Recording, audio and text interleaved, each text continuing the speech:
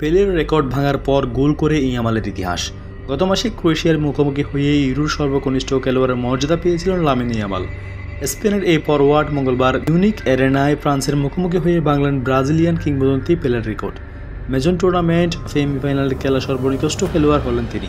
মঙ্গলবার 16 বছর ও 362 দিন বয়সে ভেঙে দিলেন 1958 সালের ফিফা বিশ্বকাপে গড়া পেলের দীর্ঘদিনের রেকর্ড। ব্রাজিলিয়ান লিজেন্ডের বয়স ছিল 17 বছর 244 দিন। স্পেনের ইয়াং সেশনের কাছে তিনি রেকর্ড হারালেন। স্পেনের এই রাইট উইঙ্গার ইতিহাস গড়েছেন আরও একটি।